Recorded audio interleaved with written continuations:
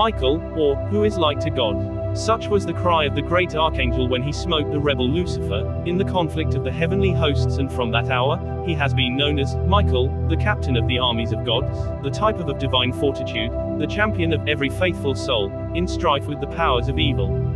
Thus he appears in Holy Scripture, as the guardian of the children of Israel, their comfort and protector in times of sorrow or conflict.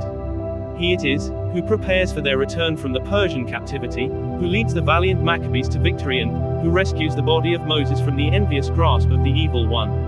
And since Christ's coming, the Church has ever venerated Saint Michael as her special patron and protector.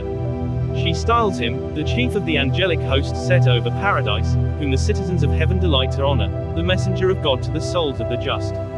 She invokes him by name in her confession of sin, summons him to the side of her children in the agony of death, and chooses him, as their escort, from the chastening flames of purgatory to the realms of holy light. Lastly, when Antichrist shall have set up his kingdom on earth, it is Michael, who will unfurl once more the standard of the cross, sound the last trumpet, and, binding together the false prophet and the beast, hurl them for all eternity into the burning pool. Although the Blessed Sacrament is the property of the souls of men and belongs to them, in a way and with an intimacy, which the spirits of the angels cannot share, there is, nevertheless, a great connection between the angels and the Blessed Sacrament. It is the especial mystery of that human nature, in which Jesus is head of the angels. It is one of the mysteries they adore and humbly desire to look into. They admire it with a special admiration and follow it all over the world, in the priest's hands, on the throne, in the tabernacle, round the church, on its obscure visits to the sick as if they were attracted by it, which they are. It is called angels' food and the bread of angels, and, although they cannot enjoy the proper sacramental union with the flesh of our dearest Lord, they doubtless feed on it, in their intelligences, by a kind of spiritual communion.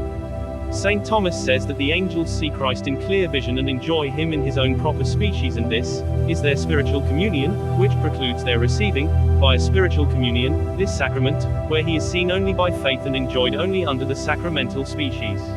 They feed not on the sacrament but on him, who is in the sacrament.